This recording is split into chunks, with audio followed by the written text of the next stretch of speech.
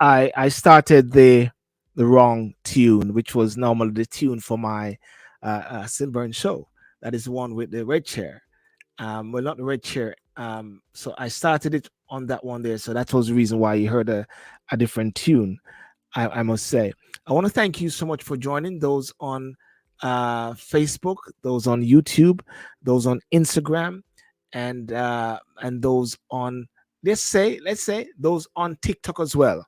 Because TikTok is going to be just on the sideline there, but it's a very interesting week, a very interesting period. But before I go any further, and let me hear. I like to check to make sure that I can hear. And if you are there, if you can hear, let me see. Let me see if I can hear myself properly.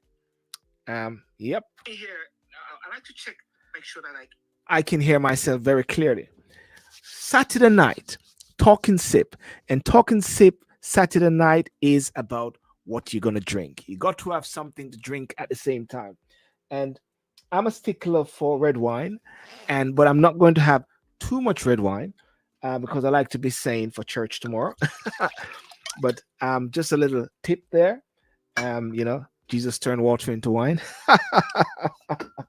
and and also like to have some sparkling water as well, crystal punch at the same time.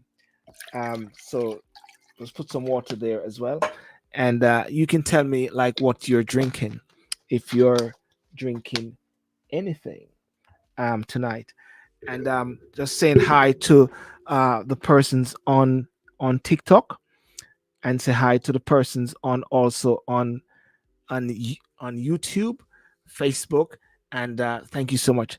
But I'll go straight into it. Um, of recent days, and for those who are attest and aware of what's happening in Jamaica, one would be aware of constitutional reform. Constitutional reform is something which is big on the agenda back home, and this is leading to Jamaica becoming a republic, right? Jamaica becoming a republic, and we're all talking about that because what we keep saying, we have to remove the king as head of state, or rather, we have to remove the before it was the queen, but now we got to remove the king as the head of state, and everybody agrees with that. But how are we going to do that? That is something else. Now, the other thing also is that yesterday in the UK we had the first of three forums talking about constitutional reform, some town hall meeting, one which took place in uh, Nottingham, and the next one, August the 12th, is going to take place in Birmingham, and the next one on the 26th going to take place in London. So I myself is on the team of persons who are organizing it because we believe that at this time on something so mammoth, so big as the Constitution, something so big as the changing the guards, there must be a full scale of everyone really getting involved in this process. I think you're supposed to get involved with this process, and everyone's supposed to get involved with this process as well. Even though Jamaicans overseas are not able to vote, but at the same time, I still believe that we're very important that we chip in, and because everybody always say, well, the remittance factor and all those sort of things, but I say it is time that we also play a full role in that. Like and subscribe, ladies and gentlemen, and share the show. Um, there's also something which I find very interesting, and it came to me today, and I'm from Ocherius, and I saw this thing came out to me, said Boxfield Playfield Ocherius Saturday, July the 29th, 2023. There is going to be this demonstration about beach access to beach, and I'm saying, really and truly. And I'm saying, years ago when I used to be in Ocherius, we used to go to these beaches. Anyway, I'm hoping to touch base with someone in the organization or organizing this to have a chat a bit later, all being well. I'm hoping to have a conversation with Miss Danielle Archer from Integrity in Action as well. Um, gonna talk about some aspect of the Constitution, some aspect of rhetorics which are being made by opposition leader, in regards to the term about the voting list and referring to dead votes. Now, that is not something which is new for everyone. Talk about dead votes. But anyway, that is something I'm going to talk about. I'm hoping to have Matunda Makola, who is going to also have some discussion in respect of the Constitution. Because there's something which I mentioned about the Constitution. And in the section which is relevant in light of the DPP, because they're extending the bid for the DPP. And I do wonder if it has got to do with the person or it's got to do with the office. Is it the person or the office? And when the Constitution was drafted many years ago, one of the things that I started to look at, and I don't know if I have the Constitution and I can always find it, but in the section of 96.1 or 96, section 96, and I hope I'll be corrected by that at some point later. The the reason and the rationale. There's a term in law when I was studying law. They always talk about the mischief rule. What was the mischief? Why they wanted it to have a fixed date? And and when I saw the recent debate, the opposition not really keen and very upset and annoyed, rightfully, because in the constitution it said that there should have been consultation with the opposition, and then you go over to the GG. That didn't take place. But why was the rush? And at the same time, if Jamaica as a committee, which is talking about reforming the the constitution, then why was this particular bit not involved in the bigger picture at the same time? Why? And therefore, one look at it again to say that, hang on a second, if things can change so easily, quickly, where the zealousness and the zeal and the tenacity to get this moving, then why can't other things be done as well? You know, I wrote an article many years ago, and it was that, bankruptcy of the wills fuel crime. Bankruptcy of the wills fuel crime. But what it was talking about at that time, and I think PJ Patterson was the prime minister and Peter Phillips was the minister of national security. And what I said in that article, and it got lectured up today, bankruptcy of the wills fuel crime, mean to say that there was not a will, a strong will to deal with this, and that could be it. But why I'm saying this now is that if there's a will and there's a desire and there's a strong why to make things happen, they can make it happen. Yes, the government can make it happen, ladies and gentlemen, and things can happen.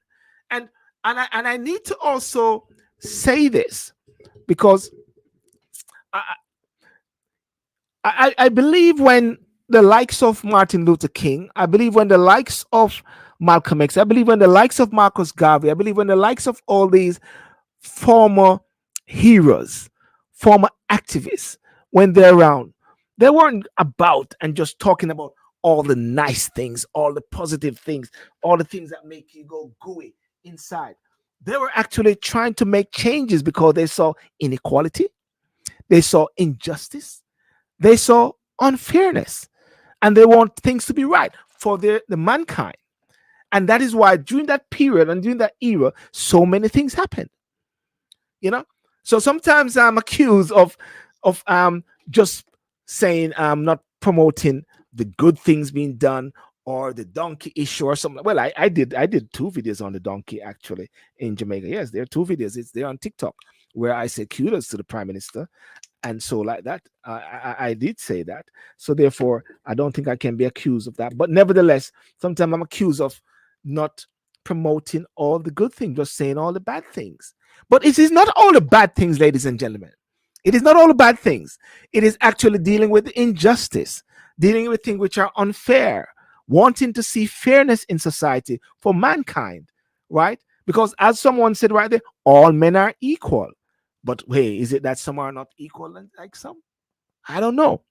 So therefore, I'm not going to be the one with a mouthpiece to be promoting the government and all the positive things or so what the government is trying to do. No, That's not my job. I think my job is to highlight the inequality, the injustice, the unfairness, because you got some people who are haves and some who are have nots. So, therefore, what we need to do is to bring over those who are the have nots into the haves, right? Bring those over from the have nots into the have. That should be the mantra. That should be the key factor to bring them over. And I think that is also something which is very crucial at the same time, you know. And it's sometimes it's appalling. And then you wonder, because when I listen to a few of the discussions in regards to the Jamaica becoming a republic, when I listen to the discussions as to, I saw a powerful discussion the other day where I was saying that when they asked a question, do you think senators should be elected? And the person said, yes, I believe senators should be elected. That's the person on the committee. And you know and that was something which said, I'm not sure that is a position which is recognized very highly. When I saw when I looked on even Wikipedia, Wikipedia actually gave the position that Jamaica republicanism, a position which is held by the current Jamaica government, generally advocates for the replacement of the governor general with a non executive president. I saw that on Wikipedia. Can you imagine seeing that on Wikipedia to say that the position of the government is for the replacement of the governor general with a non executive president? You know, and you ask the question, where did that come from? Who who was the person who wrote that in Wikipedia? Yeah, where did it come from, ladies and gentlemen? You know, where? Think about that for a second. I'm going to also have a conversation with, or being well, with a classmate which I went to school with from Ochuris as well, to reflect, all being well, as to what's happening in Ochuris there, you know, in regards to the demonstration regarding the beachfront. I'm hoping to get Mark Cameron as well. Mark R. Cameron, a strong activist. You know, activism is not a danger word. Activism is not something that people should um, scoff at. You know, when people are speaking and they're advocating and they're blogging and they're on social media and they're actually waking up people to some of the ills of society, that is high level of democracy. That's not where some are saying that actually some are monetizing on fake news or something like that. Listen, if something is fake and it is going through the ranks, if it is fake, it will prove itself as fake. Right? If something is fake and it is going through the ranks, it will prove itself as fake. Right? Government should not be worried about what people are actually saying. Government should be happy that people are actually talking. Government should be happy that the democratic process is in place.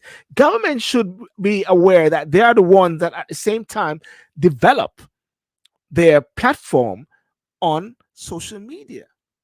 And therefore, such should be welcome, ladies and gentlemen. Such should be welcome. But before I go any further, let me just say this. Big congratulations, right? Big congratulations to the Reggae Girls. Jamaica 1, Panama 0. And let's give them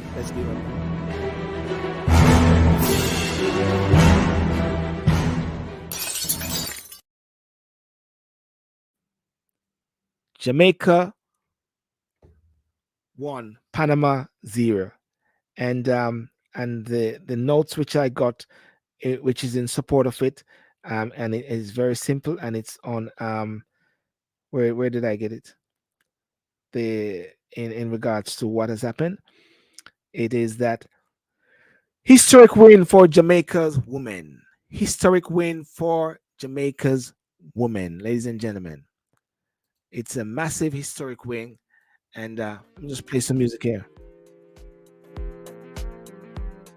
Historic win for Jamaica's women football team. The Reggae Girls, please join in congratulating Jamaica's women football team, the Reggae Girls, for beating Panama 1-0 in the FIFA Jamaica World Cup. Jamaica won their first ever match in the competition.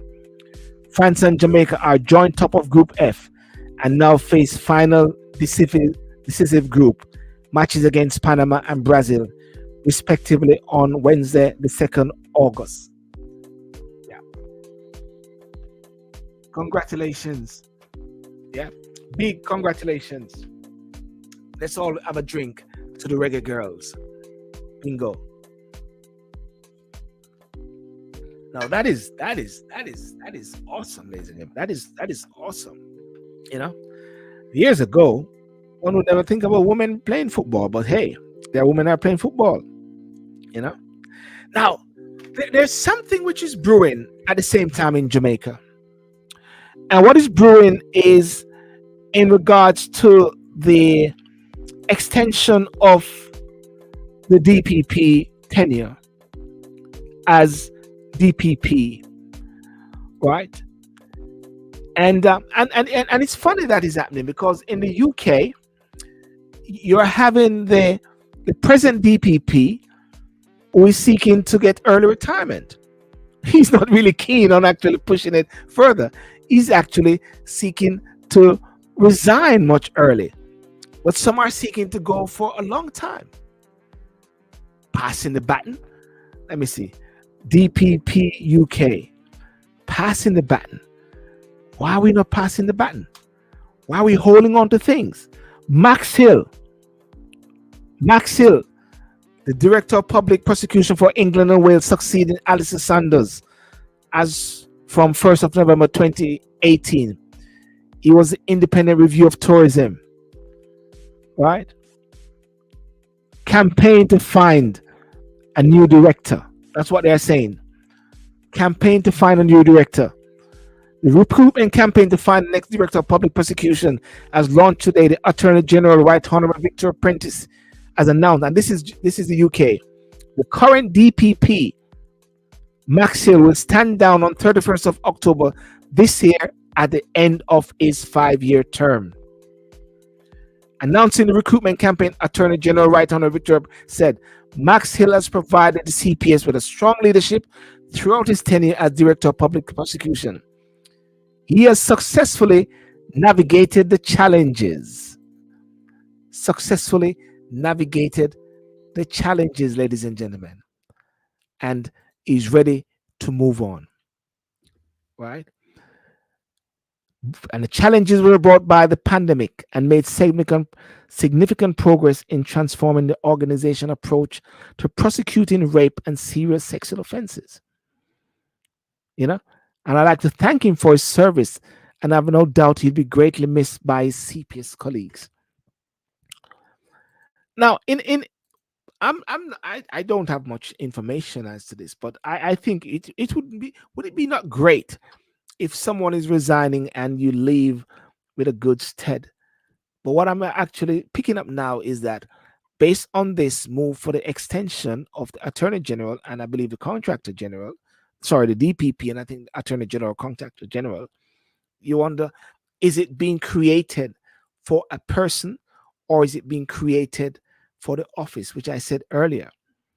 But then all of a sudden, someone out of the ranks wrote in on the letterhead of the office of the Director of Public Prosecutions, and they wrote to the Prime Minister and Honorable Delroy Chuck, and they actually said, and this is from a lady which is called the Kathy Pike. It's a very long letter, and I can't go through this, but you need to check it out.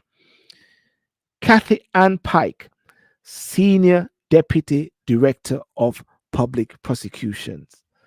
Senior Deputy. And what she's actually saying is that there are concerns, right? Uncertainty around this. And the different areas which has been flagged up, which I've seen here, is proposed amendment to Section 96 of the Constitution of Jamaica, 1962, The office of the DPP, by extension, the Crown Council, within the department, are duty bound to prosecute crimes on behalf of the state, to advise government bodies on matters of law, and generally serve in the public interest.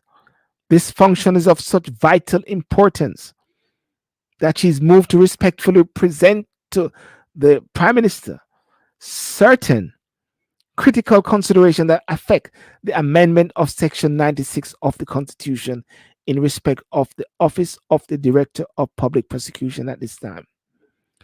On the 25th day of July 9, 2023, the Delaware Chuck tabled a motion in Parliament. Ladies and gentlemen, it's like what they would say, a bangarang, right? Something of this nature should go very smoothly.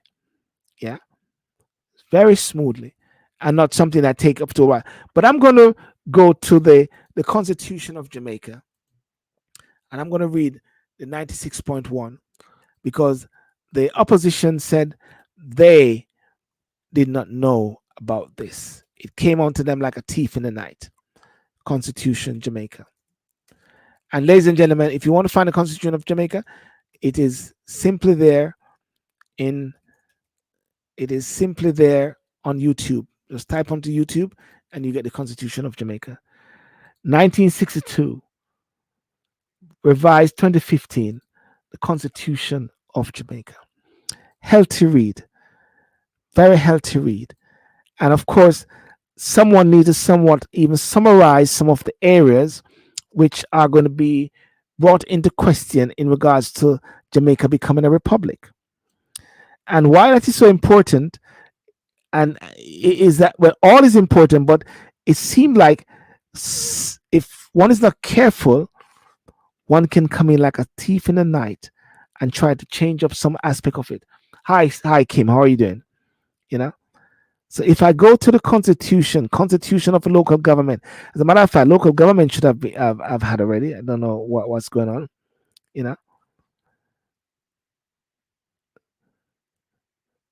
Where are we? 60 Attorney General.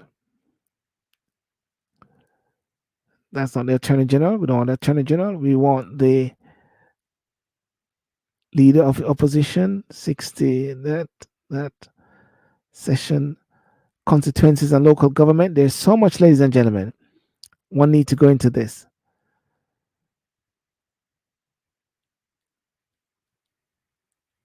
The purpose of that.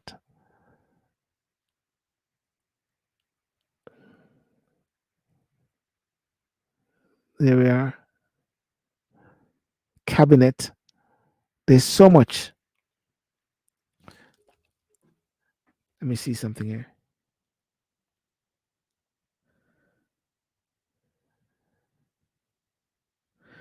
Section 96.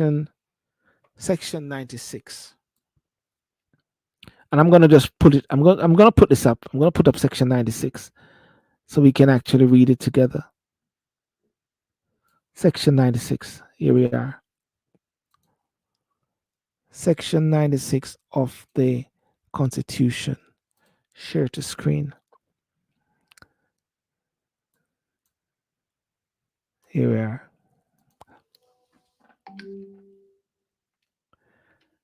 Here we are. Subject to the provision of a subsection 4 to 7.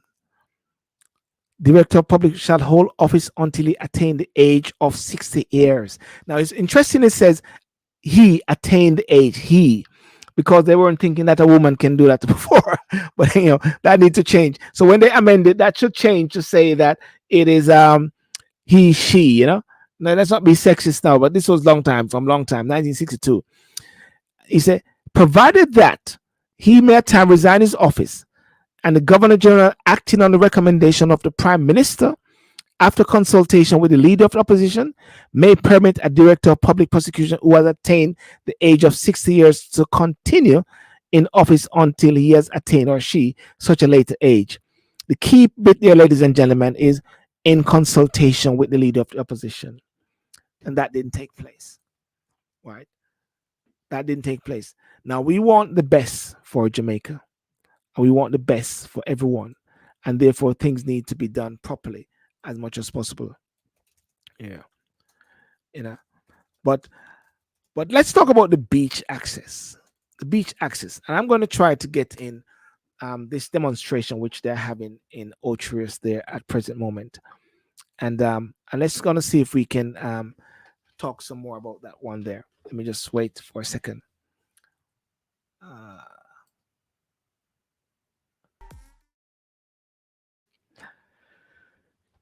do you like the beach in Jamaica? Do you believe the beach plays a fundamental role in Jamaica? Do you believe that the beach should only be for the hotel sector? Yeah. Do you think so? Who control the beach? Because what the many people are saying, the access to the beaches are not taking place. Access. Access is so important. Access is so crucial in all different respect. You know, when I was growing up as a boy in Jamaica, we always loved going to the beach, and one is not prevented. And I do recall when they started to do all this all inclusive thing. And I remember when we used to go down to Americana, Hyatt in Otrius there, Third Towers, and the security guards used to say that we can't go in there more because we have to have these badges. Well, to go to the beach because the beach was blocked off, so we couldn't go there anymore. Because we used to just go through into the beaches. Then all of a sudden, then guess what? We couldn't do it anymore. So we had to put on an American accent and say, "You talking to me, man? You talking to me, man?" And the security guard let us in. You know. So therefore, one is then starting to feel trapped inland. You know, trapped inland in the land of your birth, whereby you're able to see outside there, but because the big buildings, hotels, and nothing wrong with the hotels, but the access, access is so important, and access is so crucial. You know. So my question to you is that: do you believe in access to the beach, or do you believe that the beach, or there should be people should be protecting protecting um, the tourists from the citizens, from the people? Should that be, you know, protecting the people from the people? Protecting Jamaicans or protecting the visitors? Is that what we're talking about? Huh? I think it's very important for there to be access to beaches at all the time. And many people will send different things to say that because the Jamaicans are something like that, or they're not helpful. I don't know, but I believe very much access to the beach is very much and very important. You know, access to the beach. Yeah. Hey, how you doing?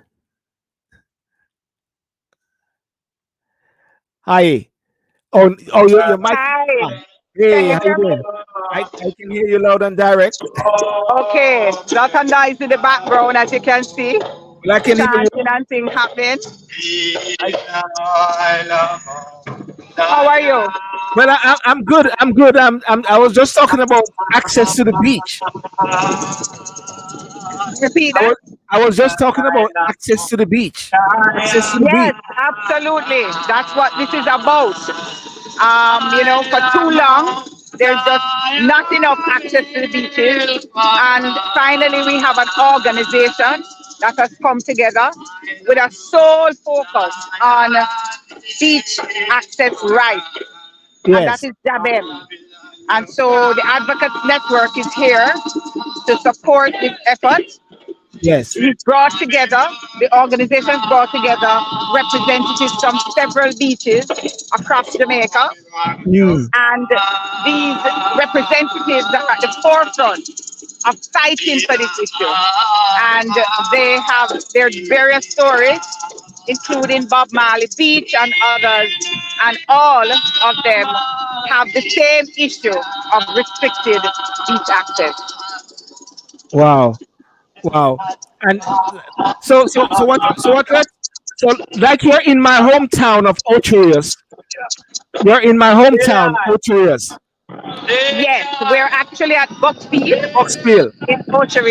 Yes, we're Yeah, in that's the let me show you the yard, but we're gathered on that tent. Quite a few people have left, and they're literally just wrapping up now. The really rumming. I think they're ending right now. So you'll have a chance to talk to Devon Taylor, Evan who's Taylor. really Yes. been the leader behind it. And he's just taking the mic now, and he's about to wrap up. Yeah. But So but, but tell me before that starts, where are you now with the Constitution reform? Before we get yes, into that. with respect to the Constitution, we actually made a submission July 14th. Yes. And what we did was to just highlight some of the issues that we think were important as Mm, we think about this move to become a republic. And so yes. what we did in our submission is to really locate this whole constitutional discussion in that long history from 1494. From Yes. Columbus came to Jamaica, we have been struggling for freedom, self-determination, and really to regain our humanity.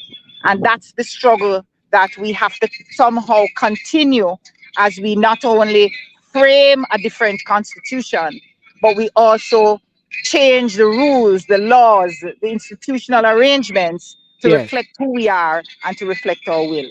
So that's the conversation that we're having. Those are the Yes. issues we try to capture in our submission, and we've highlighted the kinds of changes that we want to see: a restructured government, governance arrangement, a different head of state arrangement. I mean, there's a debate, of course, as you know, about a presidential versus parliamentary republic. We talked Yes. about that and said, whichever we put in place, we must make sure that we have accountability measures, and we have to have mechanisms for the voice of the Jamaican people to be heard. And Yes. we talked about other issues like the court. We have to move towards our own legal highest court of appeal. Yeah. We can Yeah. no longer continue to wait for to have our appeals in Britain. And other arrangements that are in a 14-page submission that captured the thinking at this point in terms of what we need to see in the Constitution. I was thinking when I saw the recent amendment to the Constitution to give extension to the DPP office. Um, it was concerning because yes, Jamaica has a reform committee which is in place now, and then quickly that changed. I want Yes. to ask a question: was it changed because of a person or changed because of the office? Well, the arrangement that was put in place was to extend the retirement age in line with the current public sector arrangement. Right, And right. there's several issues there. I think significantly the timing of it. And the timing of it is an issue because it has the effect of extending the term of office for the DPP. The And present. so there's concern that it is done now. It could have been done much earlier. It could have been done next month, next year. There is no urgency as far as most of us are concerned for that particular move now. And the timing of it and the way it was done, it was rushed through Parliament. There was no opportunity to properly debate it. And importantly, it's a constitutional change that's taken place in the context of a Ministry of Legal and Constitutional Affairs that is set up primarily to tackle the task of changing the Constitution.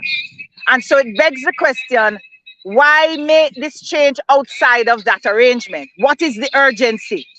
Yes.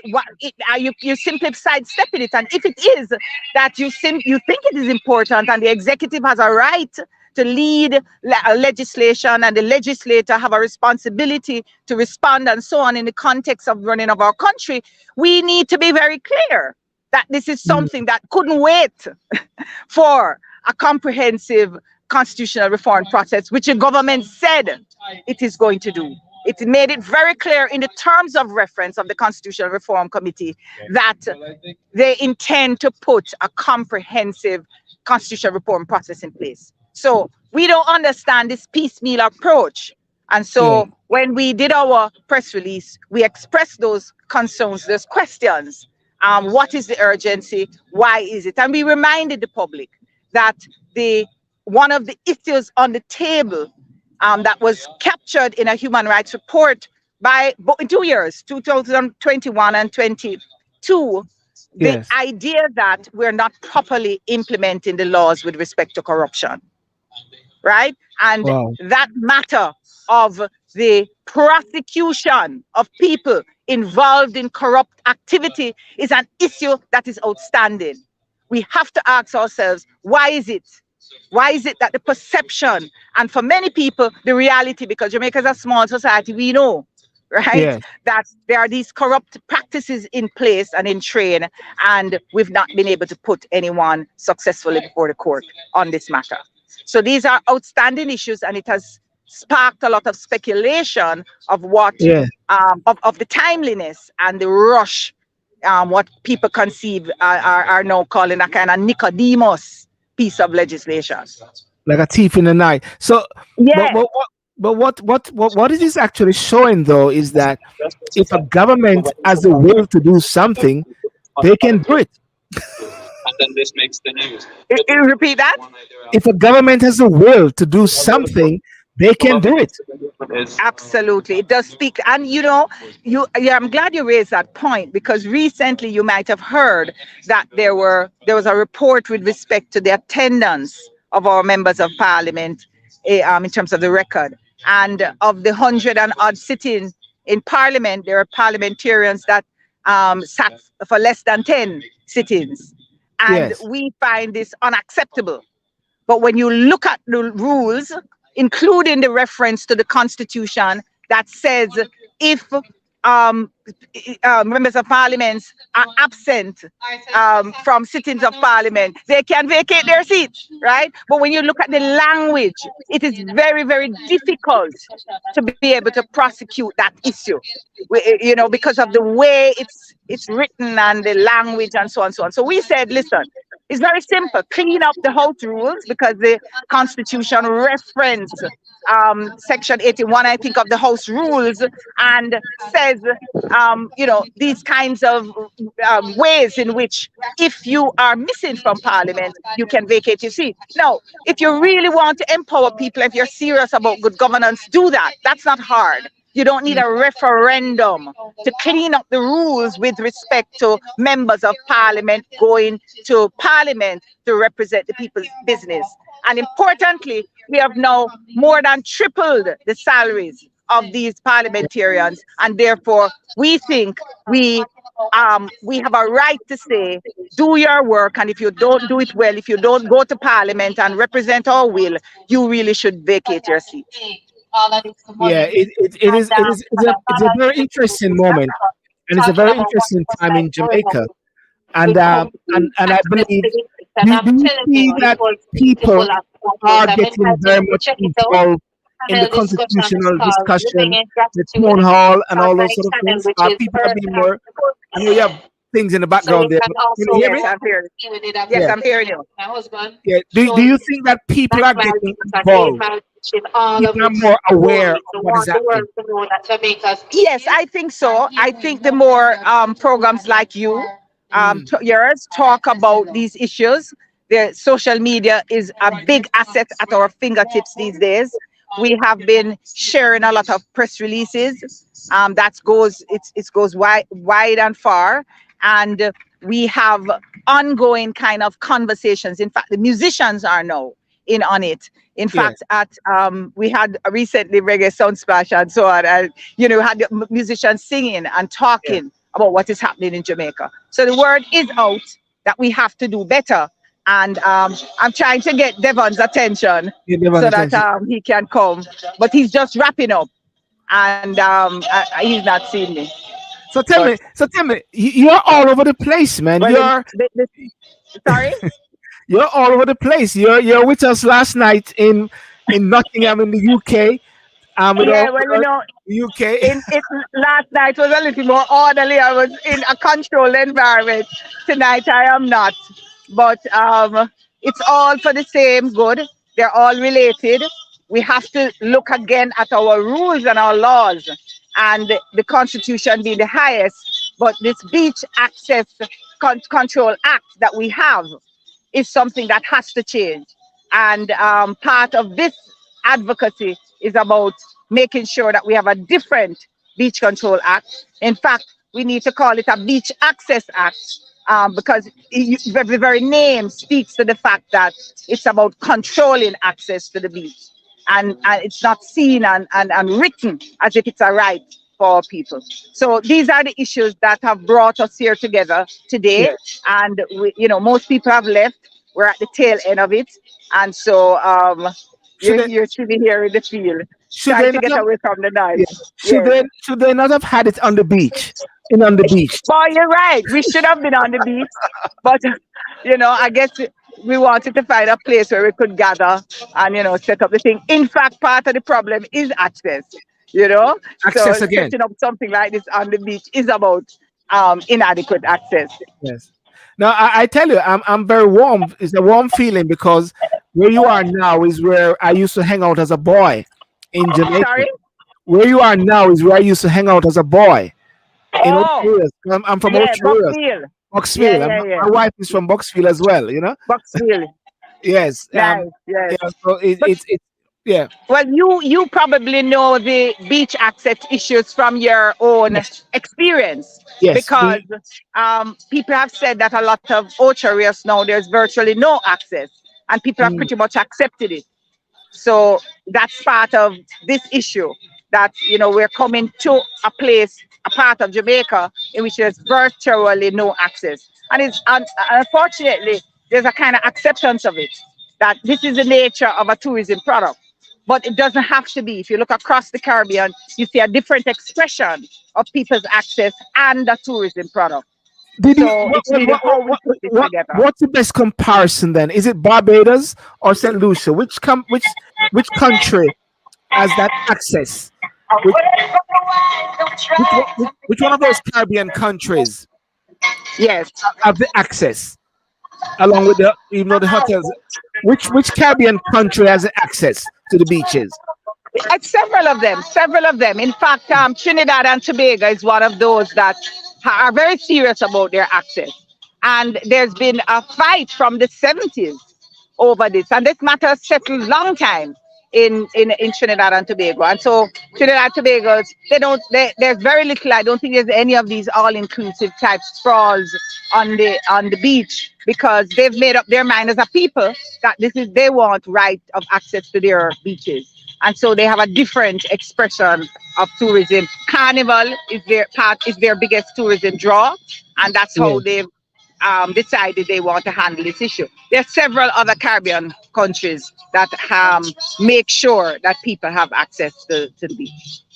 No, that is crucial, having access to the beach, because Yes, a people must feel like they own the country. They own the yes, country, and yes, somehow they don't feel like a prisoner, blocked away from the land, from the beaches, and all those sort of things. Yeah.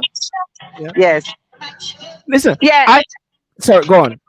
Yes, and I'm saying that's part of what we see in the expression of the beach, because what we're finding is that so where you have these all-inclusive, you have these high walls, and we're not even having access to seeing the beach, let alone walking on the beach, and that's a problem, because you want to at least enjoy the beauty of the beach, Yeah. right? So that's part of the issue that we're trying to tackle.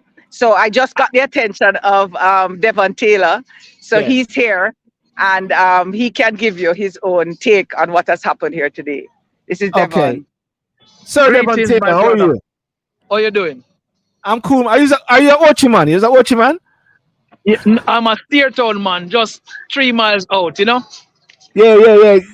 Yeah, original. I'm a Ochi man, even though I'm in England, Ochi man, Yeah, original. man, give thanks, give thanks. Yes. So tell us about what's happening there now and the whole vision behind this access thing, which is a big problem for a while now.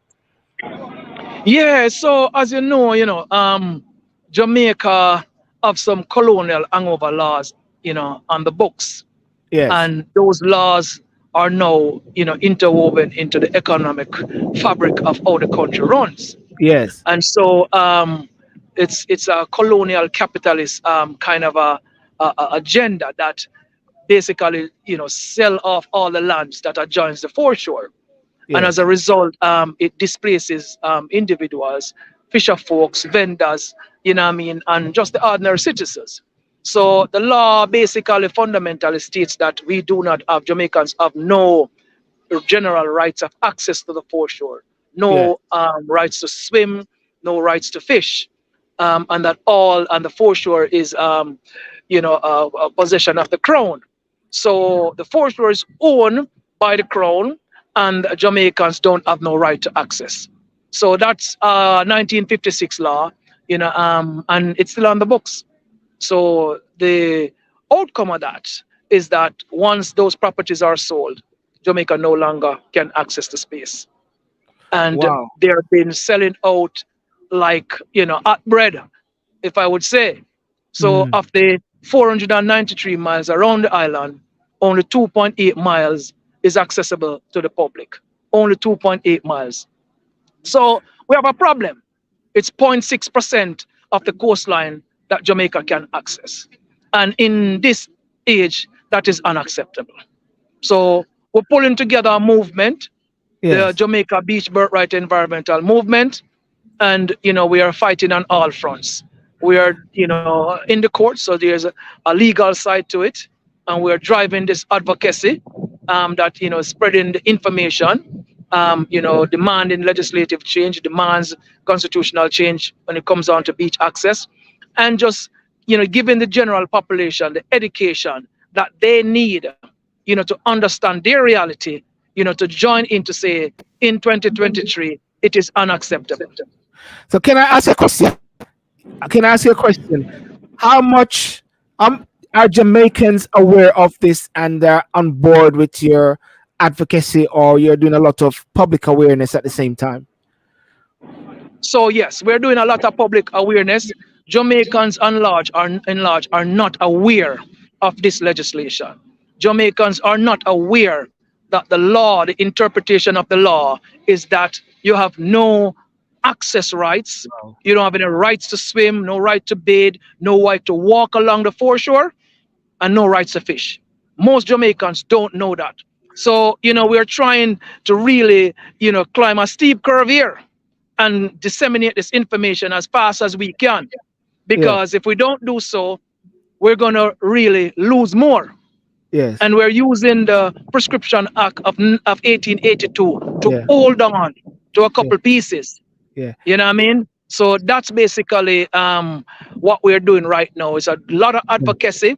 You know what I Yeah. mean? And we give thanks for these kind of forum to get the word out Yeah. there, to help us to spread the word, locally and in the diaspora, so Yeah. that ones understand that if we don't stand up, if we don't come together and ask for Yeah. this change in our numbers and push for them and fight in the courts, then we are going to be in the same place. All right. Let me get So some. Let nothing me would get. have changed. Yeah, let me get some information. And on someone on TikTok just told me that there's a demonstration in Ocherous now about the same thing.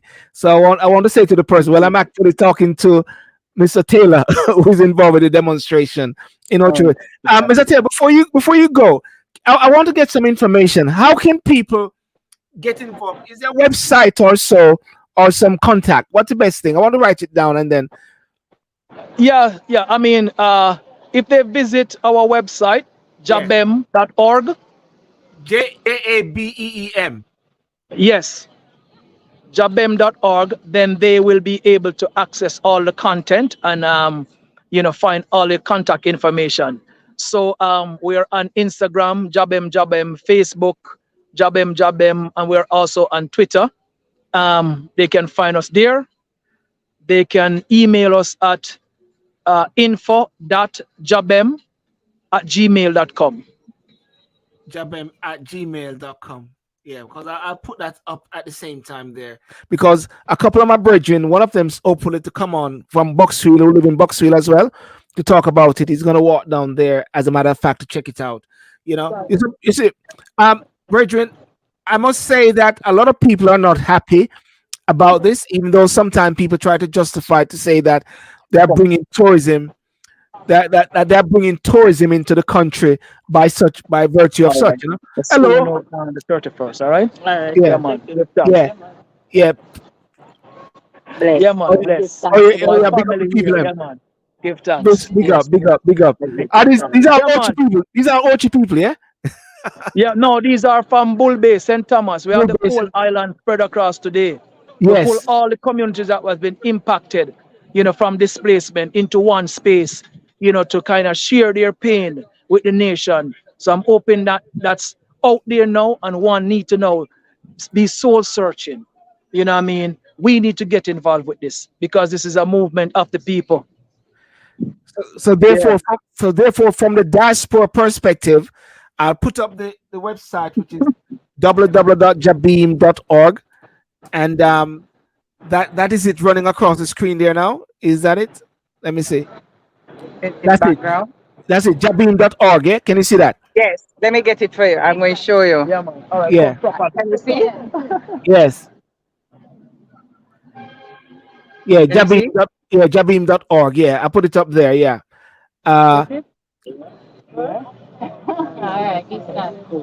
And you'll notice that it says beach access is a human right. It's a human So, right. yes, absolutely. So that's the struggle right there. So So there. Devon was just wrapping up. So I'm just Yes. telling you have to go and wrap Yeah, up. man, gotta wrap up now, but let's continue this conversation, Yes. spread the news on your platform, and Yes. we welcome everyone who want Yeah. to see change, real change. And Serious and, and Jamaican warrior. yeah. And Devon. Before you go. Y- Okay. He's Yes. gone. Yeah. Yeah, no, Uh, he's right here. Sorry. You wanted yeah. to say something else to it Just one last. quickly? Devon, at some point when you're quiet and everything quiet down, we have a one-to-one interview and get the diaspora involved into the whole thing at the same time. All right. So whenever, Sounds Absolutely. good. Yes, I. Yeah, man, yeah. love that. So Yeah, we'll do man, a blessed love. one-to-one. Yeah. Yes, I. And then when I come to Protection. Watch US, we'll link up. Yeah, man, cool. All right. Isaac. So All I right. link you. I link you Yeah. there. Yeah. Yeah. Rosalie, there's a lot of Mhm. work. There's a lot of A work. lot. A lot of work that needs to be done, isn't it? Absolutely. Because he's talked about the legal struggle. Yeah. That's one thing, taking these issues to the courts. But there's also just the awareness so Yes. that Jamaicans understand that this is a right. So Yes. there's a lot of advocacy, public education that's needed. And there are economic issues as well. Yes. People are losing livelihood and there are opportunities to create new livelihood. So all of these are issues that we have to tackle and, coming together to support Devon, Jabem, and all the beach access warriors, as I call them, Yeah. is something that we wanted to do as part of the work of the Advocates Network. We're a group of individuals and organizations bringing people together who are concerned about human rights and good governance. And this is an issue that tackles both human rights and good governance. Well, ladies and gentlemen, Advocacy Network, we all need to join up with that. And as I said to you, we speak so much, and we every week we are talking. So I think I need to do the official sign up. Even though indirectly I'm a part of Advocacy Network, but if there's another level that I need to go to, let me know. You're at the Okay. highest level. You're at the highest level because we are serious about connecting with people like yourself that have access to a huge audience and an Yes. audience of Jamaicans who mean Jamaican well, who really Yes. want to see a different Jamaica. And, it is when we come together to initiatives like what we're seeing today with respect to the beach access rights and Mm. other kinds of issues that we deepen our understanding as to why we need to come together. This is not an issue that one organization and any individual or group of individuals can take on. We have Yeah. to team up and recognize that this is important. Let me say this. The Prime Mm. Minister himself has gone to Parliament, advocacy around this issue and has said every Jamaican deserves a right to their beaches. Yes. So there's no debate about this as a right. The Yes. question is, how do we tackle the fact that for the over 400 acres of beach that we have, we Yes. only have access to about two acres Two and so on, two right? acres. And 2 miles. I think that was what one of the pieces of data that Devon just spoke to. Now that's an issue. Mm. Is that enough? It clearly isn't. and we've done a lot with the beaches to date, and we have to find a way to put an end to that old arrangement that has limited our access. And so we have to unravel some of the stuff that Yes. we've been doing. We have to rethink, and we have to wheel and come again. I think So that's there, really where we are. yeah. So therefore, in the scheme of things, with the reform, with the constitution reform, will this also play a part in it at the same time? Is that on the table with the Yes, in fact, the whole constitutional discussion, there's a whole discussion around land and land rights and so on. That's a very deep, complex issue. In fact, it's an issue that we felt that we would make a separate submission on as we work through the details, because we recognize the importance of private property rights, and Mm, those rights are there. And so we have to uphold those in all countries, including our own. That's important. All of us, rich and poor, want protection for private property. And so we have to do quite a bit to rethink the arrangements we have in place. I think that is what is at issue now. We can no longer sweep it under the carpet, and we can no longer continue along this path. And I think it's that rethinking, looking again at what we have, and looking through different lenses of a future generation that's concerned about the environment, that wants to protect not just our access, but also Mother Nature. And that's what this is what is at issue. That much of the limitation of access is very mm. much dovetailed and linked to human environmental degradation. And Yeah. so these are issues that are intertwined. We have to think about them, especially given the existential threat that we face with climate change. And Can so I I just, think, given all of that, yeah. this is an important right that we have to fight for. Can I ask you a question? Ha- Have you got a succession plan for Advocacy Network? Absolutely, absolutely. There's a whole youth arm of the advocates. Mm, You may not. We need to introduce you to more of them. They've been wrapped up yes, in exams recently, so that has yes, been part of the issue. But yes, there are lots of young people that we've been mentoring and talking about. Many of us who have had the experience, who understand the issues and have the time. This is all volunteer work, and so yes, yes. this is something that we have to, we're committed to. But we definitely see this as an intergenerational struggle. This is not something that we're going to settle in my lifetime, and so we have to prepare young people to take on this struggle. And I tell you what, and I tell you why I just brought that up like that there. I brought it up because I sense there's a scaredness or a fear to pass the baton down. People in government, I don't know, people don't like to pass the baton down. People don't like to pass it over to the next generation. Rosalie, you know, Yeah, yeah. Well, I mean, it's all about self-interest, and yes, we have to go beyond self-interest and recognize that this is something that we really have to pay attention to. I see my colleague Mark, who is part of this. Um, firebrand. he's here as there. Yes, Mark Cameron, he's here, and Yes. so we're all decided we come down and support Jabem. Oh, so Mark, are you in Oche? Of course, I'm watching, bro. No, are you in Oche? You know, Orchards from their brethren. We're in Orchards. Brethren, all over that I watch you, and I'm stuck up in England here, so man. Well, Come on down. Choices we make in life, my brother. Choices. I tell you, Rosalie, somebody down there now, Rosalie, has sent me this picture. Can you see the picture? Somebody just sent me Yes, that picture. They're in yes, Ocherous now. They just sent me that yes. picture right there. That's you know? exactly where we are. Yes, Yeah, yeah. absolutely. But Rosalie, listen, I can let you go if you want to go now. Yeah. Sure. Yeah. But thank Yeah, you so man, much. definitely. I just want to make sure Mark, you're traveling with us. Now got Baskerville, you know. Okay, no problem. Just check Okay, it. We're gonna well, push off now. okay, Mark, thank you, Rosalie. All right, all the best, and thanks for Yes, having us. Good. thank you very much. Bye. All right. Mark, hold on. Yeah, You man, take Rosa did a powerful presentation a while ago, man. You miss Mark, out. Mark, yeah, take All right. Bosco. Yeah, it's like I gotta go take Bosco, Boscoville. Brethren, my car dropping a pothole. big like the canyon, mash up my Yeah. front end. Yes.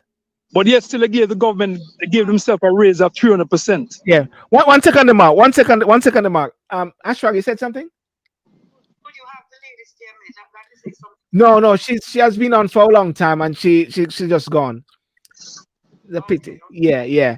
Um, Mark, what's your take on the? I know you have been talking to few people regarding the access, and you're coming from all different fronts. When I say all different fronts, you're dealing with the constitution, you're dealing with governance, you're dealing with leadership. You're talking about also access to human rights to the beach. What's your take on this specific thing, Mark?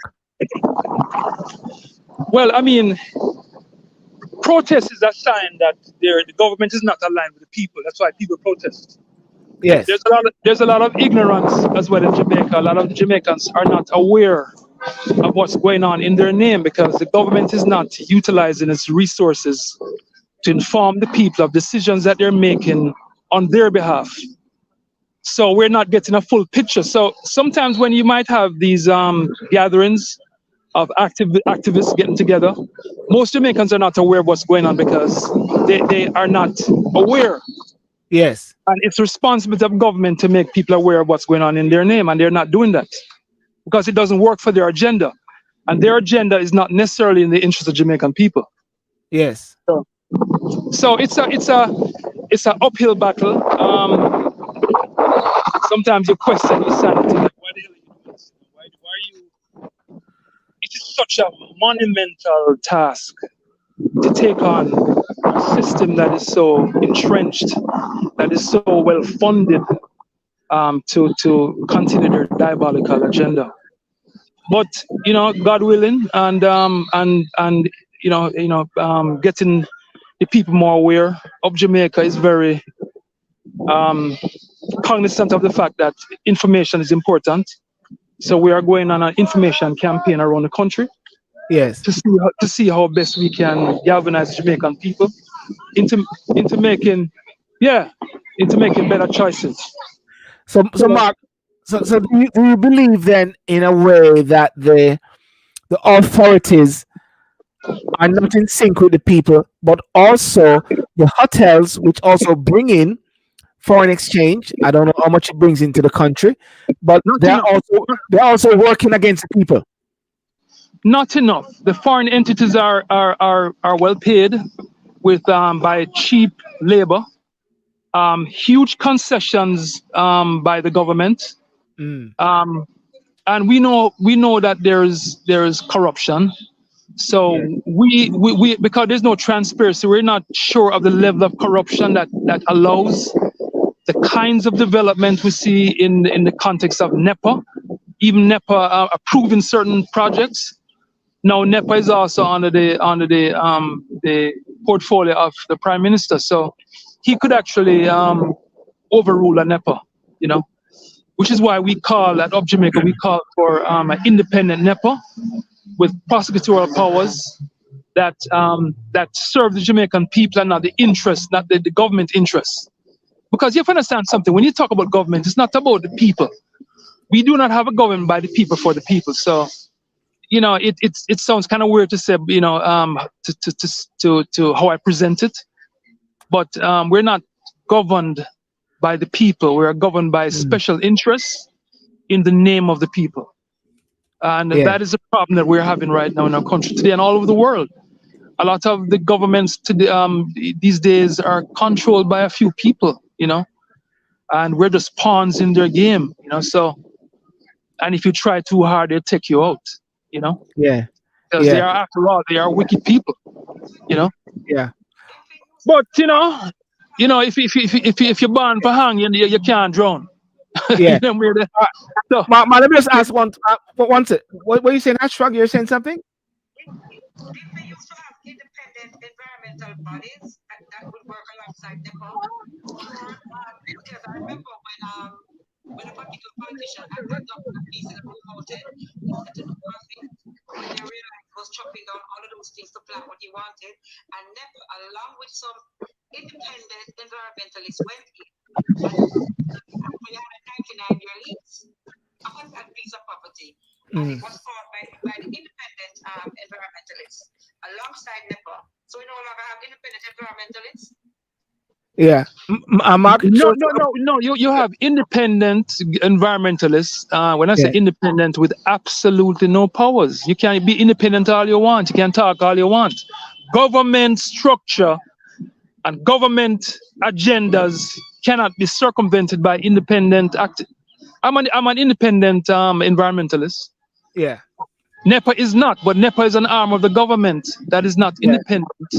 Yeah. Whatever NEPA, if NEPA goes against a project, it can be overturned by the government. Yeah. So no, we do not have an EPA as you would have in America. Yeah. But Mark, let me bring in Daniel. Even though this wasn't the area I'm bringing you in, but you can. I don't. Should I really tell you? Just go ahead, Daniel. How are you, Daniel? Asher? Oh, Raj, you're muted. Sorry. Chip, trying to help you. Good afternoon, everyone. Good afternoon. Some time ago, as a broadcaster, I had indicated on my one of my what's on my mind that NEPA needs to be eradicated, so to please. Because Yeah. one of the problems with NEPA is the way it's funded. As long as the minister, whichever government is in power, has power, they are going to be the ones who are going to be determining what is environmentally friendly and what should be protected. And as we see it, NEPA is not for the environment. NEPA is for the environmental policies of the government. And so if it is that we're really interested, and this is one of the problems that we're having in Jamaica, Yeah. the problem is that we're so focused on quote unquote economic growth that we're doing it at the sacrifice of the resources that we have. Because to simply put it, we really don't care what the generation coming after us has to do, whether it's to clean up or if they have a place to live. What we're Yeah. doing now is doing sufficiently enough to ensure that our pockets are currently lined and we're good to go. Marcus Garvey said it at its finest. He said when we're talking about looking at the liberty of people and looking at the identity of the national race called the Black people, there are some of us who focus on the lining of our pockets. He defined them as traitors, but I won't go that far. But Wow. really looking at the economic power that we have unwieled and the recognition that the environment is a tool. It is not, that's something to be protected. And that is why we've had so many different instances where the environment is put at risk. To be fair, Jamaica does not have an environmental regulation authority. That's NEPA, that's not what NEPA is.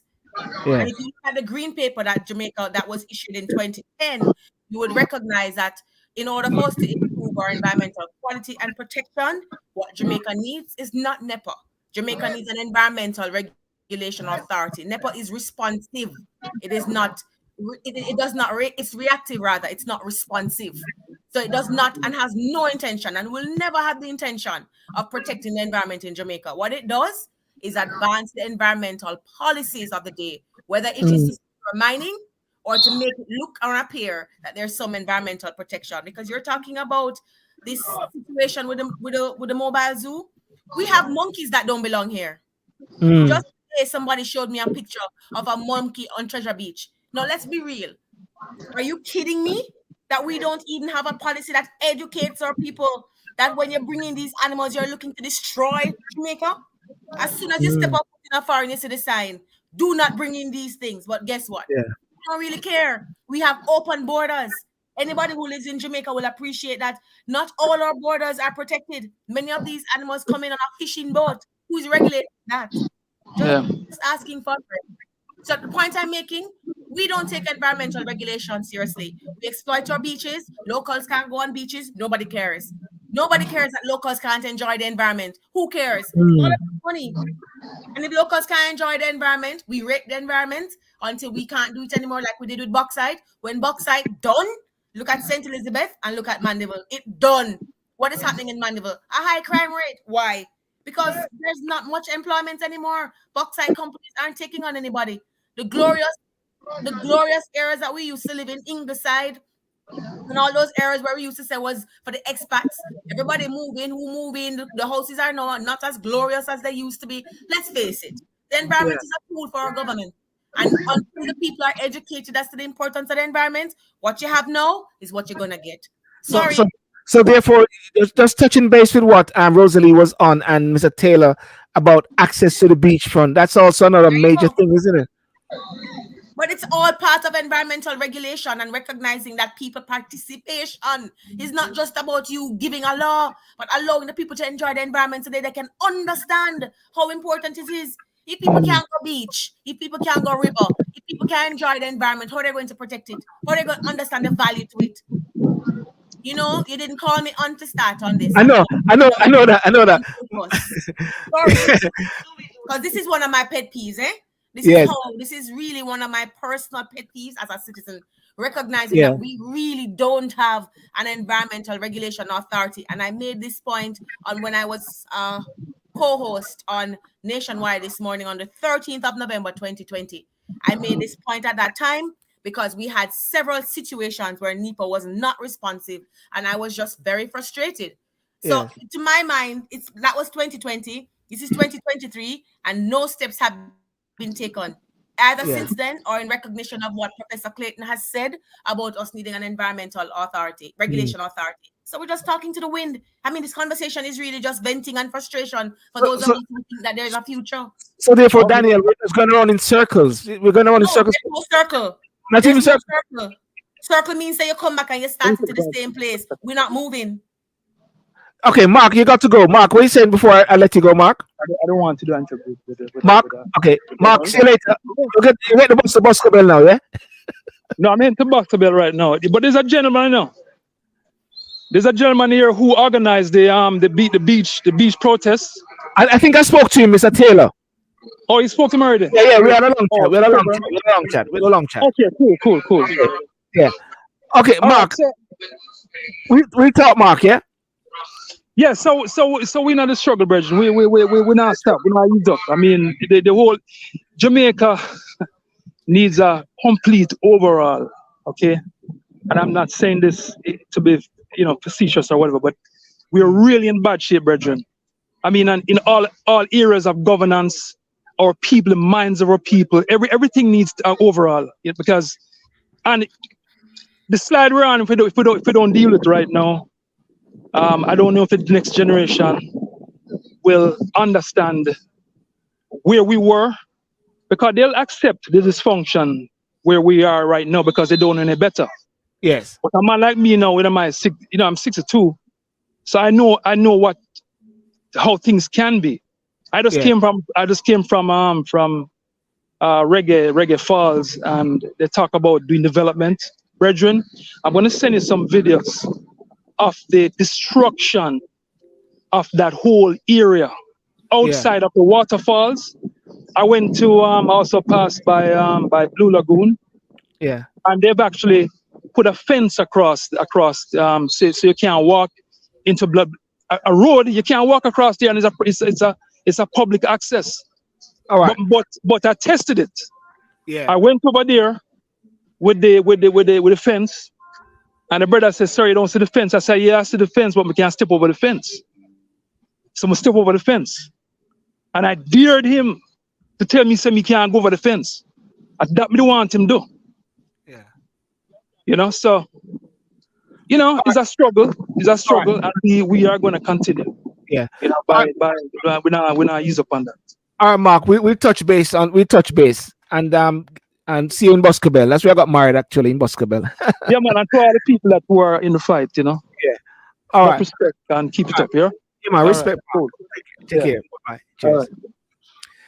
Daniel, thank you so much for joining. And I was with Rosalie last night. She was with in virtual in Nottingham in the UK talking about the Constitution, but we couldn't even bring in some of the new developments with the Constitution to the people because they're just getting to understand the initial bit about it. But there's something which was just said a while ago, which I want to say is it that government is not working for the people?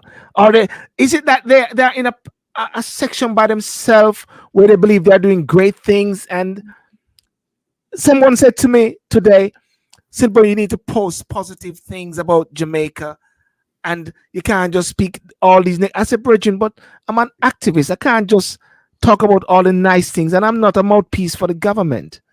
with the donkey business and all them sort of things. What's your take on that? Because I'm getting a bit frustrated sometimes with I'll these say things three now. things to you, and Yeah, the whilst it is frustrating, we have to stay focused on the mission, which is to educate. yeah, So the first thing is you have to remember and appreciate that a majority of Jamaicans have not been educated in civics. They've not been educated in what it means to be part of government. They've never been encouraged to participate in governance beyond giving their vote. yes, Where you have an education system that is modeled off the UK without the foundation that exists in the UK, where you have a colonial system that is built on slavery, and we can't ignore the impact of slavery. mm, When I mm, listened to Marcus Garvey and realized that when he wrote the philosophy, when he wrote a lot of his opinions and speeches, he was thinking about slavery, which was about 85 years in his timeline. yeah, Or in other words, it's very recent. It's a yes, very recent thing. And so you still have the vestiges of classism. You still have the vestiges of a good school or a bad school and what is taught in these schools and how the population is educated. yes, And whether we like it or not, we have been educated to simply follow. yes, That's the school system. We've been educated to simply follow, and only a few will squeeze through. And that is why, even in 1994, they used to say only 1% of those who went to school or high school would ever get into sixth form. 1% in 1994. That yes, tells you that the people aren't educated to understand their role as citizens. Number two, mm, because people aren't educated to understand their roles as citizens, and all we have is a two-party system where a constitution does not give an opportunity or recognize independence or alternative participation. Over time, participation has fallen because all people think they are the value that they have is of their vote. So yes, because they don't participate beyond that and they can't choose anybody between the, let's say, between the rock and the hard place, there is no or no encouragement to participate. And so people stop participating by voting. When yes, they stop participating by voting, you have what is left of only a few who participate. And the few who participate are deemed to be the majority because they're the ones who elect the government. And when the government comes in, the government tells you, I have been elected to represent the people, and that's mm, what I will do. And guess what? There are members of parliament who will say, we are not concerned with those who haven't voted because they didn't vote. So we're no yes, business with them. Do you yes, see the conundrum? yes, This is where yes, we are. So in that conundrum, our government will feel that they have and they are doing that which is right for them. However, if you're a student of Garvey, you will mm, appreciate that they are not pursuing the interest only of the people, but because of how the system is constructed, they oftentimes are perceived as pursuing their own interest. It is mm, in that context that institutions like NIA ask for the unexplained wealth order. It is yes, in that context that institutions like NIA ask for accountability mechanism so that we can understand how it is that you would go in with a pair of shoes and come out owning a shoe store. yes, You see what I'm saying? yeah, And it is in that dichotomy that Jamaica is operating now. Many people will tell you that racism don't exist in Jamaica. Racism is transformed into classism, and only a few will survive. You have a place called Millionaires Row. You have mm, a recognition that in Jamaica, people don't and can't afford the lifestyle of many.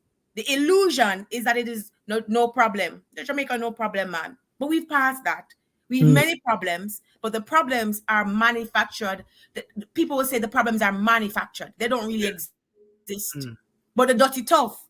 And there are mm, majority of people who, because they're not educated to participate, they don't know how to use their voices. There is no avenue that facilitates that. And there is also great fear of participation. And there's great fear because after COVID in particular, there were a series of incidences which mm, some people will say, boy, we really can't talk now, So you're what? Even if we're educated, which you will find that through social media, there have been groups like Advocates Network, which have been educating people on their rights. yes, You will find, though, that people are going to say, remember what happened in COVID? The man call out against the prime minister and get catch underneath in bed and them take it, make video and apologize. People are mm, demonstrating in a particular parish and people come with video and say, we're going to take your picture and put it up and we're going to charge you for public mischief. If I mm, was in their position, what would you do as a person who you're not really too sure if you really have it right? Your job is dependent on an employer who might fire you because you never turn up for work. Yeah. And then you have to think about the fact, say, boy, me can't afford to join them. They are demonstrating now because I have to earn my money today. Because if I not earn the money today, we're not going to get paid. Do you think that is one of the reasons why even like major and key demonstration, even like with the work that Advocacy Network is doing, is a small amount of people who are Yeah, there, but man, definitely. Definitely. You have to remember, coming out of the 1930s, marching up to the 1980s, if you mm, remember the gas riots in the 90s, all of mm, this was orchestrated by political organizations and yeah, unions, trade unions. What has happened over time is that the economic circumstances have been such that yes, people have now been focused on making that, let me say, that holy dollar. yes, And if you think about it, if you don't have the money for taking bus or there's no organization, so we have that culture as well. If it's not organized by the politicians or the group, and you give them a money and you put them on a bus and you make sure so you feed them, who's gonna come out? The mm, willingness of people to come out and support just because it is right and it is a privilege and it is a principled position is not there. So we'll do it on social media, but as I keep saying to many, there are lots of people, including yourself, who's not on social media, so you can't watch what is happening. And mm, those people who are not on social media, there is no effort to educate them. And it is in this context that I will advocate, and I join Advocates Network in advocating for a radical change in the Constitution. But yes, for us to do that, you must educate. What Jamaica needs now, and that ad is singing in my head, what we need now is education. yes, People need to be educated that the democracy that we operate in stands on their backs. And if it is that they decide that they're going to turn their backs to the democracy, then what is going to happen is that over time, the little increases that we've had in terms of rights, they will yeah, go. So you have a Bill of Rights now, which is very strong. yeah, A Bill of Rights, which has hindered the government from effectively putting forward states of emergencies at their whim and fancy. It is yes. said that this is too, the Constitution, it prevents them, it's too prohibitive. And so we need to change it. You Hmm? know, Daniel, I've seen you on this program here, Partner Draw with Andrew Stevens. And one of the things I saw on that program there, and I have to call Andrew and just encourage him a couple of times, the groundswell of people there are so hungry for information. They're hungry to be educated. They feel like they're trapped, and I feel like he's helping them to navigate certain things. And I believe as well that even listening to the whole issue with the beach access, I was speaking to a brethren of mine from Otrius, and somehow you feel like there's a trap situation whereby how are you going to navigate out of that? Is through education by understanding your rights? Yeah, it has to be. Yeah, And one of the reasons why I've had a colleague who said, you're on a sham show, referring to Andre's show, yeah, and questioning, why is it that you go there? They're people.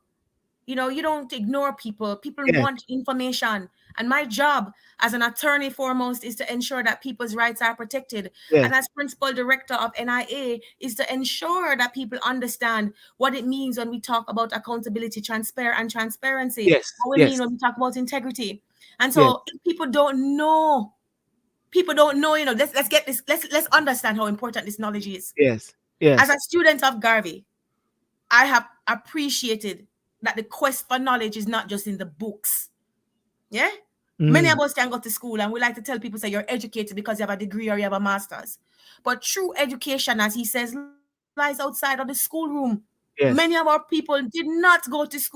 Many of mm, them who did go to school never finished high school. And those who finish high school never, we learn it by rote. So we pass. But we didn't understand what it means to be a citizen and what it means to participate in governance. mm, When people talk about government, we think of just the JLP and the PNP, yes, I'm yes, holy for we never travel. So enough of we not travel, and enough of we not go England, and enough of we not go Canada, and enough of we not go the US, so we not see how things work. mm, We can hear the snippets, I remember the media gives you what is their yes, interpretation. yes, And and try, critical and try thinking to and get you to independence is try to get not you to our. focus. Yeah, and try to get you to focus a particular way. Yeah, So exactly. So what you have to do, and that is our job as a leader.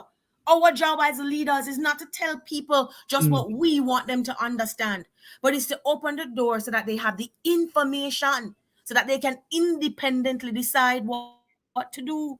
We don't do that here. So shows like Andre's show, where Mm, you may disregard him and say it's a sham show, it mm, is too emotional, a man in a bedroom. There are mm. people listening and wanting that Yes, information. And yes, so he provides that. When yeah. I talk about constitutional reform and I say, look here, man, this thing about asking elite groups, and I use the word elites in quotations, Mm, inviting them to make submissions to the CRC and saying, let's hear from you. Come on. What about the regular man where you're saying, oh, yeah, the public is invited to make submissions? Beg your answer for your friend. And excuse yeah, my break into my own dialect. yeah. If we don't know what we're gonna submit, pan, help Yes, me. yes. And if you don't make an effort as the government to let us understand how government works in our schools and not just in a little topic in social studies, but to Mm, train us like other jurisdictions to be great citizens, then who is going to teach us that we have a right to vote and that we can ask for things in our constitution, such as the right to recall, or that we can start asking for a change in how our leaders are elected. We use first past the post system. yeah, Is this working for us? yes. The In the question, name yeah. Mm, of we had Mutty Perkins many years ago, yes, who would often say that this first past the post system not working. Maybe what we need is a marriage of the proportional representation yes. and first past the post. Mm, We have great people who study governance in this country. We can craft a method of voting that adequately ensures participation and allows for the free election of individuals who can be leaders. Who tells you that the leader of the political party has to be the prime minister? What if there's somebody who has been elected amongst that person who mm, could offer better skill set as leaders? Why do our senators and those elected as members of parliament have to be ministers, yes, have to be head of organizations or entities? What is this about the DPP and other areas such as the Auditor General? Why can't we as a people have a say? Can it be partial? Can we say that you get a majority of votes and then a majority of votes from the government and then they combine and they give us an average? Look here. What I'm saying is that we need at least a year of public education so that people understand their roles. So that when we start talking about entities like NEPA, we have mm, accountability mechanisms built into our constitution. When we start talking about beach access, we don't hold the property rights of individuals above the rights of the population. In yes. Jamaica, unlike Barbados, property rights is important, or who own the property. Mm, And so all of this is something that you must have education about. And so shows like Andre will work. mm, And they will work because, as I've said to people, you want to tell the man they must have up what do you call it? A green sheet behind him. So you're not seeing bedroom. People don't care about that. People not yes, caring about appearances anymore. People want yes. the truth. And And wherever they get the truth, they're yeah, gonna go for it. they're looking for the they're looking for the real thing. And I tell you something here, and it's a bit strange one. In the UK here, the prime minister, the former prime minister, and lots of them, they go to this school called Eton. Yeah. And at Eton, I believe they teach them that your leaders, your governors, they think outside the box. These guys, they don't fall in line. But the average persons in normal schools in the UK, they teach them how to follow the system and the structure. But these guys are the echelons of power. Boris Johnson, David Cameron, all these guys, they're from Eton. They break the mold to a certain extent. Now, when I think about like, even let's go for, you mentioned something about Mr. Golden and the dead man thing, and I did a little research on it, and I just In the statement from NIA. yeah, yeah, and I just put in Google dead man voting, and so many things came up there about 70,000, 250,000 Trump bits, and I realized it is so important that leaders have got to be careful of the things that they say, even though they're in jest. Now I'm gonna say in jest there, I'm trying. You can come in as to your perspective on that. It is so crucial that the impressionable minds, and based on what you said a while ago, the lack of education that can take people down a particular route. I may look at it and say, sure, a joke mark and I make man right this. You can see somebody I play with him.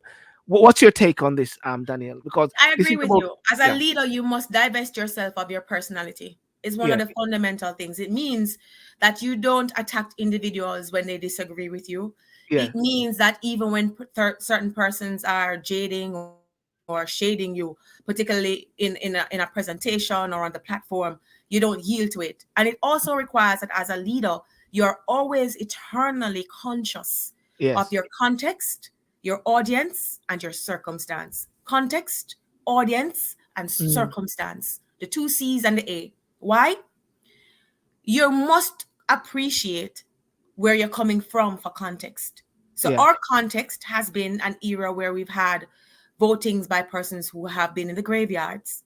Our context is as context where you've had ballots that were stuffed or taken by members of prospective members of parliament.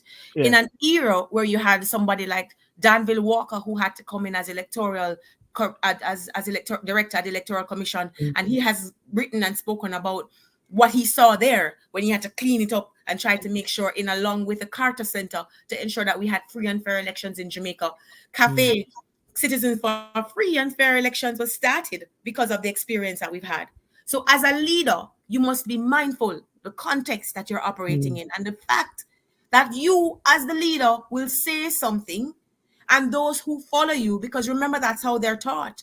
If the Mm. leader say it, or so it will go. The Mm. leader not going to be here to say, no, brother, me never tell you if stuff no ballot or write up nobody name. What it mean was, me just had shade you. A joke me did I make. Him not go see it as no joke. And as country Mm. people would say, what is joke to you is death to me. So Mm. context is important. So as a leader, you have to be mindful of the context. And that was not done. The audience, you're on a political platform, the adrenaline is flowing, but Mm. you have to remember in this era of social media that your audience is not just only those Just people who you feel will not just understand you, not but just those those who can persons. misquote you as Yes. well. Yes. And I, as principal director of NIA, as well as my team, would not have heard what was said in jest to jump in and say, no, man, you never hear the man say X and him a respond. When Mm. you see it on social media, you are not going to see only that portion that was said. You're going to see what you say. And I'm going to be asked to take it into context. So we have to be mindful of our audience. And thirdly, when I talk about circumstance, Yeah. you have to remember the circumstances in which you're operating. Even if it is that you ignore the context and you Mm. forget your audience, what's the circumstance that you're operating in? How is it that people will respond and remember what you say? And is it really necessary for you to say something like Mm. that, even in jest? Yeah. So leadership, as you have invited me here to talk about, Mm. requires the leaders of a 2023, the new millennium, the next age, to be mindful that Mm. how we used to lead in the past is not necessarily going to be efficient today, because Mm. you now have social media which can cut and paste and make a story. In the AI past, and it would artificial take a while intelligence for just news bring to it get in. around. Yeah. So And because of that, leadership now requires that you are eternally and perpetually mindful of your circumstance, your audience, and your context, because social media can make or break you. And I say this because even though I do fundamentally think that not everybody has access to social media, it is more than likely that the people who are on social media will participate in the governance as opposed to those who aren't. mm. And so that is the next struggle for leadership. How do you get people involved in the process? Yeah. And you get them involved by consulting them, by looking at a document such as the Constitution, which I heard somebody say in another context. The Constitution is not the Quran or the Bible. It does not remain as it is perpetually. Mm. The Constitution is expected to grow and thrive and Mhm. change with the needs of the society of which it governs. It means that you must have leaders who are proactive, not Yes. reactive. We currently have leaders who are reactive. In other words, they change and pass legislations to suit their whim and fancy. Mm. They are not focused on the society that they are crafting. So And so our yeah. leaders are very Yeah. parochial in their outlook. So can I ask a question then? Is it that in passing a baton, for argument's sake, to the next generation, and I put the question to Miss Hamilton, have you got a succession plan for the next set of persons coming up? And when you see of recent days the Constitution being amended, it from your perspective, was it being amended for a person or an office? So I think my theory this afternoon is really context, Yes, circumstance, and audience. yes, The context is that you want to increase the age so that it is in line with what is happening across the public sector. yes, Nothing's wrong with that. yes, The audience, though, are the Jamaicans who have heard before that there are 6 parliamentarians who have investigations around them or involving them for illicit enrichment. yes, You have a circumstance where this the holder of the office has been granting an extension before. hmm When you look at all of them, you must ask yourself, what's the purpose of this hmm extension, this amendment now? And when you put them together, you must ask yourself, is it something that is necessary at the moment?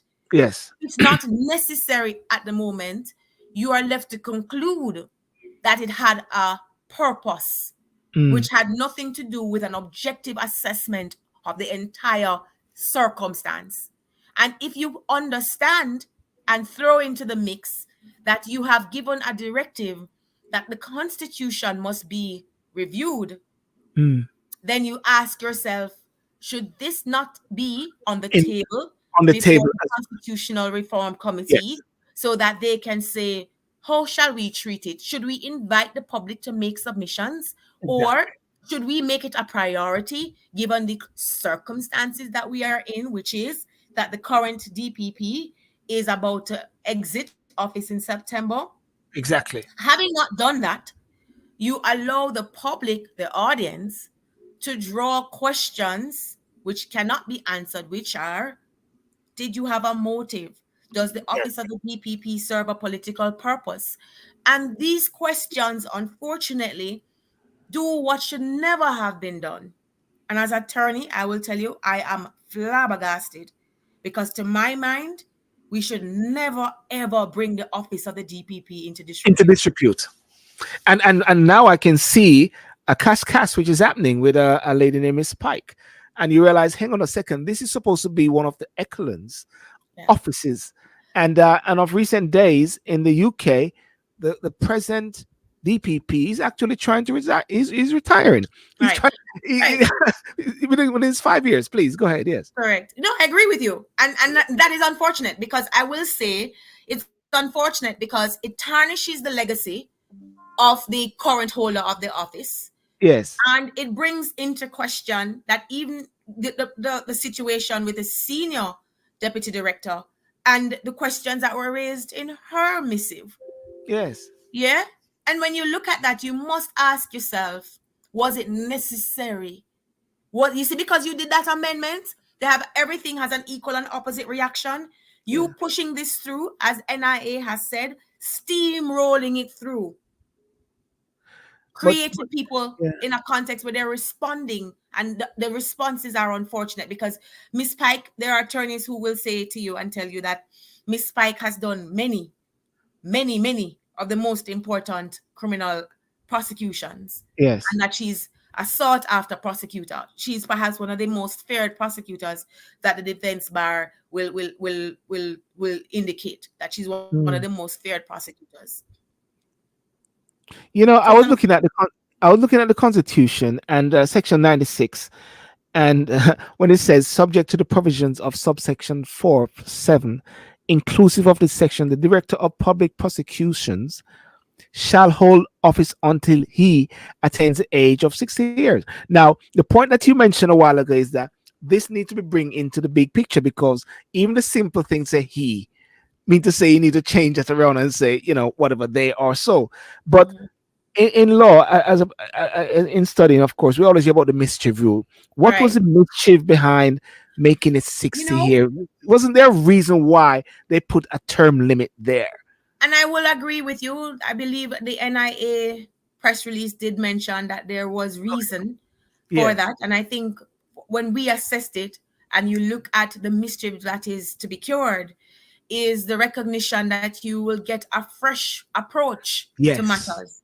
You keep Yes. the office insulated, because you and I will Exactly. agree that after 10 years, so if you think about what happened before, during the period of the constitution being crafted, you Mm. really didn't have a 20-year-old entering the practice of law. It would Yes. take a little bit longer than that. So when you worked out the math in terms of how it is that they were going to get into the law and the practice of law and the Mm. recognition that you know would be at the top of the profession, retiring or removing yourself at 60 opened the opportunity for the office to be insulated from the personality. And we Yes. must remember how law operates. Yes. Law takes on the personality. Offices take on the personality of the holder. So if it Mm. is a Daniel, you're going to say, Lord, the girl is aggressive. Mm. No? Or you might say, if it's not a Daniel, boy, she diplomatic. Mm. Yeah? But the office takes on the perception, the influence, the personality of the holder. And I think the purpose of the constitutional crafters, when they placed a term limit, was one, to Yes. indicate that there had to be a term limit. Two, Yes. setting the term limit at the age at which they did indicated that they gave them a maximum period to operate in. They never Mm. included a compelling reason, such as a job to be completed or a case to be concluded. They said you would go at that point. They made no exceptions. What were they Yes. doing? They were insulating the office from political interference. And that is Yes. very important, because it cannot be done or seen to be done that the office is yielding to or acquiescing to or in bed with, loosely, with the Mm. political vanguard, because of the nature of the work that is being done. Yeah. And in this context, there have been feelings, suspicions, I can put it Yes. at that, that there is an unwillingness by the prosecutors to prosecute Jamaican politicians for corruption or Mm. involvement in corruption. Or if they're prosecuting them, they do not do so wholeheartedly to secure convictions. If you allow the term limit to operate within the precepts of the Constitution, you create an opportunity for another person to come in to Fresh. refresh the office and to Yeah. perhaps change that perception. So I think for three reasons: the insulation of the office, protecting it from political interference, allowing the office to be refreshed and to provide new eyes to the office and to the management of the office, as well as I do believe it was an unspoken expectation Yes. that when the holder of the office would come to that year span, that they would apply to and be accepted to sit on the Court of Appeal bench. Yeah. That's All yeah. our DPPs so far, except the last two, I'm not sure about the current DPP, because I don't know whether or not she has applied. I don't know, having been told by the minister that she did not request the extension. I believe that's what he said. Yeah. That neither herself nor the Auditor General had sought the extension.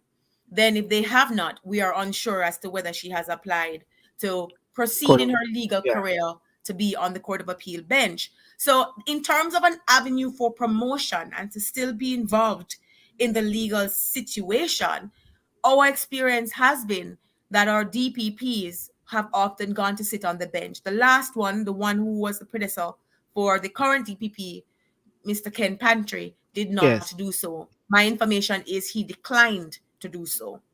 Yes. So don't feel that the Constitution locks them out, because when you look at the Constitution, the age for retirement for judges is much higher. Yes. It means that you've gotten that experience at the criminal bar, and you would now be an asset to Yes. the Court of Appeal when it comes to dealing with the criminal appeal matters. You can So even sleep on. there You was can. reason, and there You can. seems to be Yeah. reason for that. I was gonna say you can even sleep and still hear the submissions and everything like that when you're that age. Correct. I look Correct. like you're sleeping. And you know the authorities offhand, and Yeah. you know the attorneys before you. You know Yes. those who go by the letter of the law, and those who will take corners. And you are best suited, actually, because Yes. you are now there and you are able to contribute to the development of the law. Yeah. Not so much being on the Yeah. prosecution side, but Yeah. know where you can actually write judgments and Yeah. give your view. Listen, in closing, I want to go back to the education bit. Before we go to the education bit, let's look at the passing of the baton. Man, a guy named Rudy Page, we always talk about passing the baton down, in relays, Usain Bolt, all of them just passing it over. Do you think there's a reluctance in politician and leadership in Jamaica in passing this succession thing to pass it Sir, down? sir, don't draw me out tonight. We're gonna Me be here draw you, all me night. draw you, me draw your tongue, No. man. First past the post system does not facilitate retirement, does it? You tell me. Uh, Tell me. Does the first past the post system facilitate retirement? Not really. No. Does the system of governance that operates in Jamaica give the impression that members of parliament are merely public servants? We have now been told that it's a job and that Yes. is equal to a CEO. If you are so employed, sir, are you going to be thinking about succession, or are you thinking about how long you can last in this job to ensure that you have acquired that which you need to acquire whilst you have your working years? Mm. Point I'm making, without further ado, the system that we currently operate in, sir, is not one that embraces term limits. Our Prime Minister, at the point of being sworn in, indicated a willingness to implement term limits. Time limits. Yeah. And upon seizing the reins and understanding the procedures of governance, more than 100 days have passed, and there is no aptitude for that. Mm. When Member of Parliament Julian Robinson was asked on all angles just this week by the host Dion Jackson about term limits for parliamentarians, he indicated and he made sure to make that distinction between himself as a member of parliament and his party. He, as a personal perspective, said he had no challenge with it, but he made no comment and offered to have a discussion on it at another time. None of our politicians, once they step into the fortunes of power, will ever yield power willingly. And let's think about it. Our entire system is built on that. If politicians get into power and you must address them as minister, you ever notice? Yeah. Minister. It's a term of reverence. It's Well, almost like saying father. You well, say can I minister. can I just say I find it appalling in a way when I see ministers walking in Jamaica and I see this entourage of people behind them. It baffles me. Well, This, you know why? And I will say it as I started in the top of the hour and before I round out. yeah. In Jamaica, we are built a lot on class. It's not race. Yes. Class and being in politics puts you at the helm of power. It puts you at the helm of the reverence of who you are. Do you know who I am syndrome? Yes. You don't call the minister by his first name anymore. You don't say just Andrew. You better say the honorable. And I put that You into the can't say context. Andrew. You can't say Andrew. In our colloquial conversations, we may Wow. say bro God, and we may, you and I in our banter may say Andrew. But Yeah. our system, and if you look at our private sector system as well, our private sector system, I did an internship in the UK many moons ago. Mm. And as a student, I was surprised that the boss was saying that I could call him by his first name. Are you Yes. crazy? And the Americans have done it. They don't do the Mr. at all. But in Jamaica, in our private sector, you better drop that Mr. Right? Yeah. You better drop the title. Do you know who I am? You drop that title. It is the very same premise with our politicians. They now have a title. They now have the reins of power. They now lead. They now operate in a class which you may not have been born into by purpose of having a light complexion. You may not have been born into a particular class by purpose of having an amount of money that puts you into that particular class. But now you are in the decision-making Yes. area. And so by virtue of that, you are now in a class by yourself. And that class gives you what? Power. It gives you influence. It gives you recognition. And those very three things, sir, are most important if you must understand how Jamaica is structured And you're not and gonna how let it go. Jamaica functions. And you Power? won't let it go. And you won't let it go. No, sir. No, sir. Mm. And it is for that reason why no one will commit themselves to a term limit. And it is for that reason why when we have a discussion about the Constitution, Yes. we must be very clear that everything on the table is up for review. If it is not up for review, then our leadership must clearly say all we are considering is the removal of the king. Because if it is that you open the door, you must be prepared that upon, and that is perhaps why there is no real aptitude for public education. Because if you open the door and you educate people of the options that they will have, the institution of term limits, the change from first past the post to a little Yes. bit of a proportional representation, the institution of a recall mechanisms for member of parliament, the institution of a constitutional code of conduct with an accountability system built in, Yes. means that the citizens are now empowered. And so you now start the adjustment in Jamaica from a situation of power being in a few to power being in the majority. So therefore, the question now is, and this is a question: how do persons on the media, the bloggers, social media, yourself, which you're doing a fantastic work. I told Rosalie Hamilton that by default I'm now a member of Advocacy Network. I think I'll have to be by default a member of NIA, National We don't Integrity. mind. We don't Yeah, mind. because We welcome all. it, We welcome it, everyone.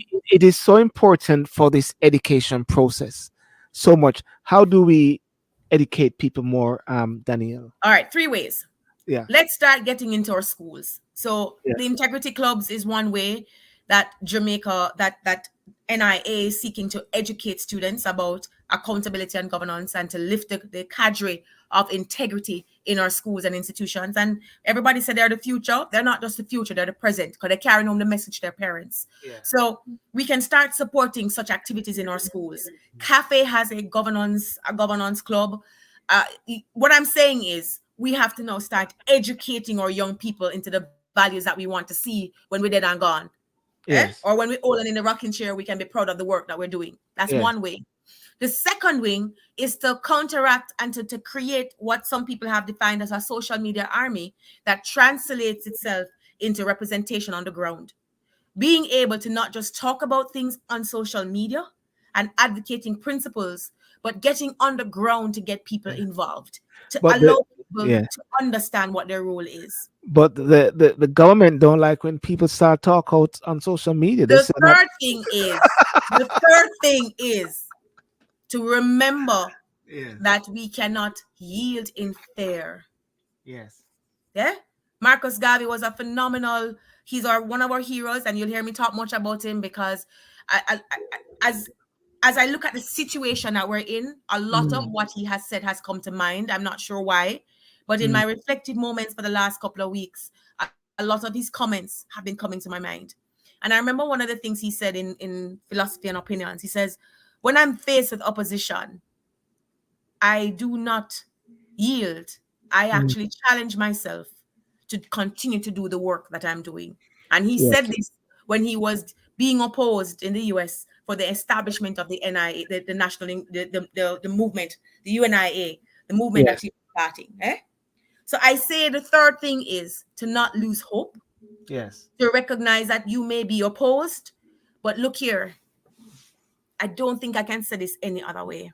Mm.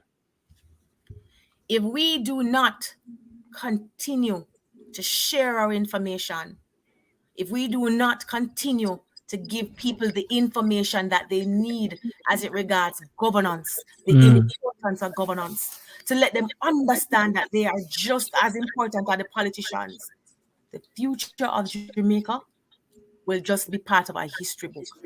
Mm. And if you really love the rock, no matter where you are, no matter what you're doing, no matter what your memories are, we need to come together. Mm-hmm. We need to agitate and appreciate that governance does not lie in the hands of a few people, but in us. So on the corner shop, in the barber shop, when Yes. we're talking at the hairdresser, when we're in a taxi, we have to start the conversion of people to understand when we say Jamaicanism, this is Yes. what we're talking about. We have no opportunity to sit on the sidelines now. We must get involved. There's no need now to say is one party or the other. We must Yes. clamor. And as our founding director has consistently shown, whenever Jamaicans come out and ask for things to get done, and I mean when we do it and are unified and we continue to be consistent, we get the change. We can look at the Yeah. festival song. Remember last year? Mm. Well, last year when them tell we say none of the festival song them good enough, Yes. and people say what? And them come Wait, out.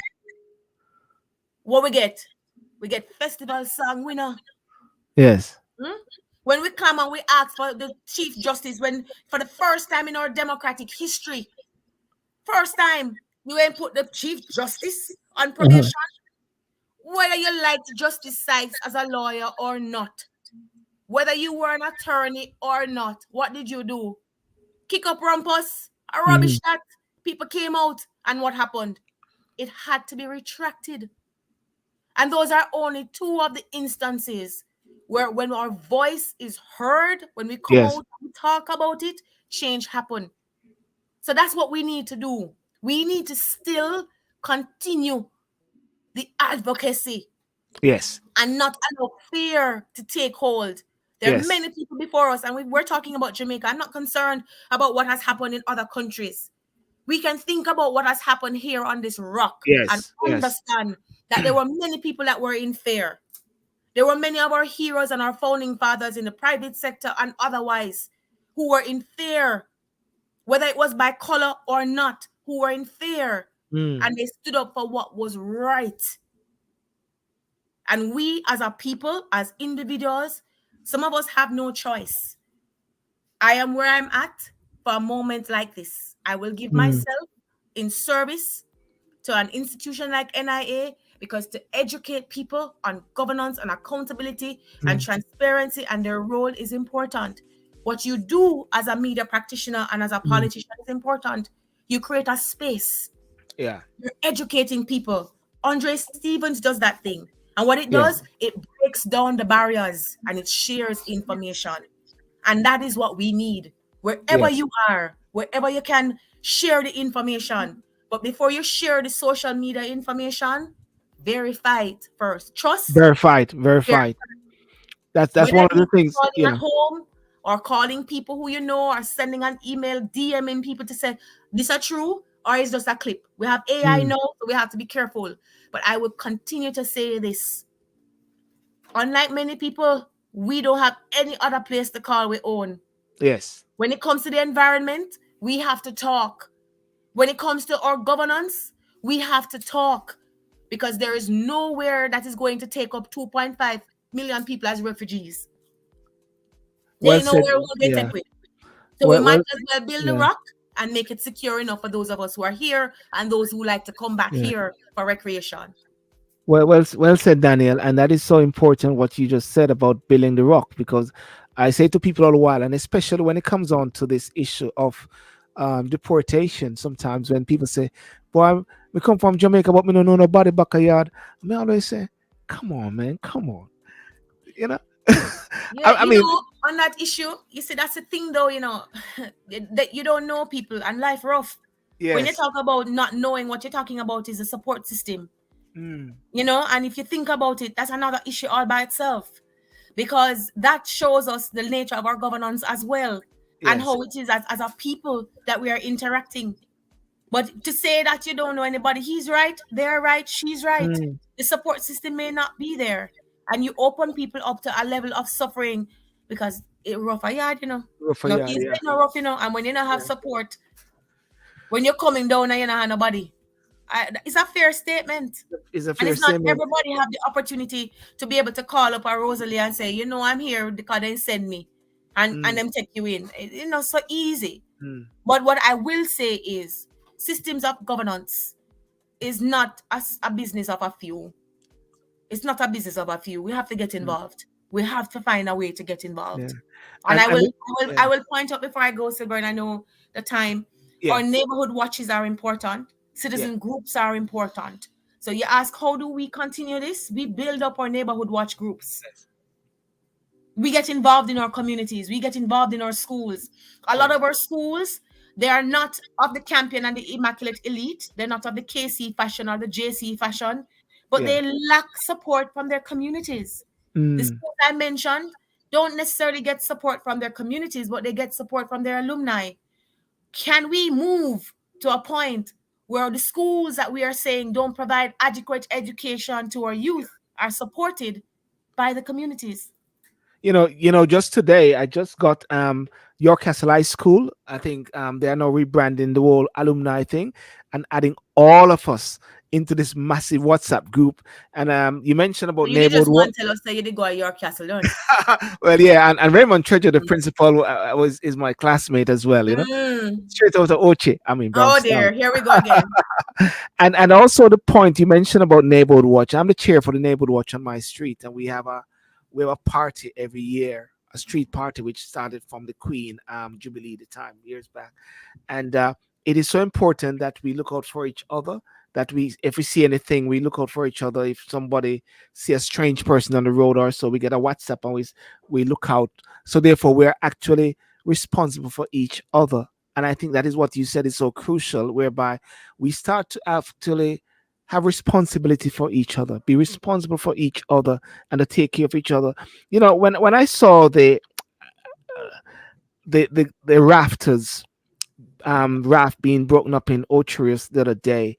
Not just because of Ocherius, but I just felt it in a way because it is not as if to say there's a system that they can go to or Mhm. so where they can get some support.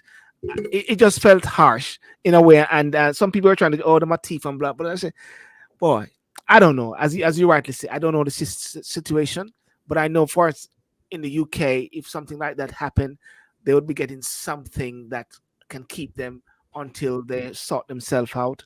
But those things seem to be very harsh at times, and that's why I was saying to someone that I'm an activist. I can't just speak about the nice things because I've got limited time on this earth. So therefore, I got to speak on the injustice, the unfairness, the inequality, and all those sort of things. And that's why I will reach out to nice persons with firebrand like yourself, Rosalie. I don't want to just have nice chat with person. Oh, everything nice with the hotel and everything like that. I'm trying to say. You know. Mhm. So yeah. So that's all I can say. Keep up the good work, Daniel, and have your numbers there. I think those are the right numbers. It's Um, there. and the website. I think the website is just www.nia, isn't it? Yes, yes. Yeah. Any Um, last word? Yeah. Thank you for inviting me. Yeah. You're talking about redefining leadership and creating a succession plan and looking at our system of governance. The simple answer to your question is looking at our constitution. I Yes. think the constitution, every company has a succession plan manual or they have a succession plan policy. Yeah. I think our constitution would ably provide that if we're given an opportunity to have it adequately reviewed. I think where we're going as a people and as leaders, we need to recognize that we need to focus on the forest and not just the trees. Yes. And in doing that, we come together and try as best as we can to share the information. Information is power. And that Yes. adage that if you're educated, it makes a vast difference. We just need to keep educating our people so that they understand that they are empowered. Yes. And once you know when a Jamaican knows that them have power, how that happen, how Yes. what happened, what's the consequences of a Jamaican knowing say they're empowered. And we just need to keep at it. Yes. We may not see it immediately, but let's sustain ourselves with hope and be faithful to that Yes. which we are doing and be faithful to Jamaica. Always try to remind ourselves of our pledge, Mm, the pledge of allegiance to the land. And if mm. we remember that pledge and appreciate that our hard work and our love is to this rock, then we should be motivated to do all that we can to make Jamaica a better place. Thank you very much for that. Awesome. And what were you drinking? I don't know if you had. You You had. didn't offer me a drink, I didn't offer you a drink. but it's Okay. a sip.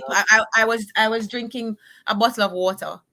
Well, So actually, I actually coming because I was rushing to catch you. So well, I this is was still drinking a yeah, bottle of this is water. still water, So which does is it does it does it qualify? it qualifies. It qualifies. Talk and sip. Okay. But today was one of those times whereby there was no sort of lime section. It was just really getting into some serious stuff, starting from Rosalie, Mark, and yourself. And I want to thank you so much for the work you're doing. And sometimes you're overseas, and sometimes you get kickback from persons who will, like I say it all the while, oh, you guys chat too much overseas. Only you guys overseas making fuss about Jamaica. We down here, we no business about that and stuff like that. And I always hear that all the while. But talking to you guys, And it has shown me something that a lot of people down in Jamaica, they really want us to keep speaking upon these issues, just because they are not able to um to do it or have that time. But it is so important that yourself, Rosalie, really on the front line, just really stand up for our fellow Jamaicans, and encourage persons like Andre Stevens, because they're doing a fantastic work. And that's all I can say, really. Yeah. Yeah. Well, continue to be interested. Thank you Yeah. for not forgetting your homeland. Come on, straight Appreciate, out of Ochi. as I was about to say, we appreciate you, even though you're from Ocherius and like to make it look like it's only Ocherius in Jamaica. Yes. But Yes. I will practice some forbearance and try to get a tick in my book of Christian service and forgive you. And forgive you. You didn't do that. No, that was just a demonstration about Lord, access to beach. You're testing me. It's all right. You have a great evening. Thank you Same so to very you. much. And No good problem. evening to your listeners. Goodbye. All the best, Daniel. Thank you very much. Peace out. Bye-bye. Likewise. Well, ladies and gentlemen, thank you so much for joining tonight. And thanks to Daniel Archer from National Integrity Action, from Rosalie Hamilton, who was here earlier, from Advocacy Network. I'm joining up. I'm a part of these institutions in Jamaica. Very important, even though I'm in the UK. And for Mark Cameron, Mr. Firebrand, and for Mr. Taylor, talking about access to beaches in Jamaica.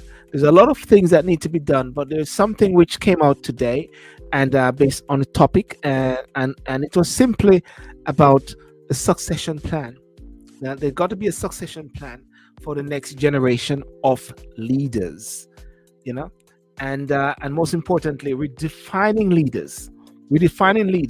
Not saying that we all know it, but I believe Miss Archer set out some clear plan of action and some clear ways how we can do it. Education. Those are the things that Tony Blair said many years ago, but it's so crucial. Education. And we're not just talking about education in the classroom or education in the books or whatever. We're talking about education of life. The Constitution is very crucial, and the Constitution sets out the base of many things, a foundation, and should not be something which is willy-nilly changed. And the mischief for each sections should be carefully thought through before it is changed and be decrafted by other persons who have a vested interest. So all I can say, ladies and gentlemen, thank you so much for joining me tonight on Talk and Sip Saturday night. And for those on TikTok, for those on Instagram, thank you so much. And for those on Facebook as well. And remember the replays there, and to big up everybody in Jamaica, big up all those in the UK. And have a good night, and may God bless you, may God keep you. And as Danielle says, come and talk about Ochi too much. She will forgive me as well. All right. Peace out, and God bless you. Bye-bye.